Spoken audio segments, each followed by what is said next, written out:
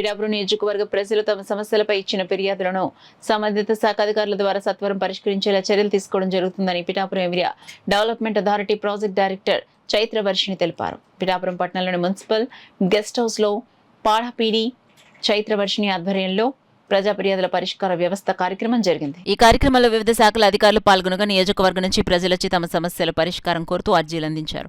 ఇందులో ప్రధానంగా పిఠాపురం పట్టణం ఏకేపీఎంహెచ్ స్కూల్ ఎదురుగా ధోబీఘాట్ స్థలంలో తమకు సౌకర్యాలు కల్పించాలని రజక వృత్తిదారుల సంఘం కాకినాడ జిల్లా అధ్యక్షుడు కోనేటి రాజు అందించారు. అలాగే పట్టణంలోని వన్వే రోడ్డును పల్లపు వీధి వద్ద మెయిన్ రోడ్డు పైన పెట్టిన చెత్త కుండీల వలన ట్రాఫిక్ చాలా ఇబ్బందులు కలుగుతున్నాయని వాటిని తొలగించాలని, అలాగే స్టూవర్టుపేట రెండో వీధిలో కల్వర్ట్ శిథిలమవడంతో ప్రజలు చాలా ఇబ్బందులు పడుతున్నారని, ఈ సమస్యలు పరిష్కరించాలని కోరుతూ పిఠాపురం బ్రాహ్మణ సేవా పరిషత్ అధ్యక్షుడు యనమండ్ర సూర్యనారాయణ అర్జీ అందించారు.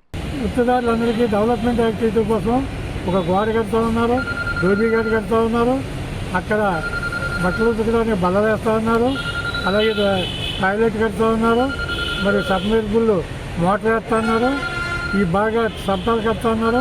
ఇవన్నీ హామీ ఇచ్చారు తప్ప 20 లక్షలు వచ్చిన తర్వాత చిన్న ఒక 5 అడుగులు మరుగుజ్జు కూడా కట్టారు తప్ప మరి ఉన్నదేమీ కూడా చేయలేదు. కాబట్టి మేమేంటంటే మా 20 లక్షలు రజకులకు వచ్చిన 20 లక్షల రూపాయలు మరి ఏమయ్యో కూడా తెలియదు.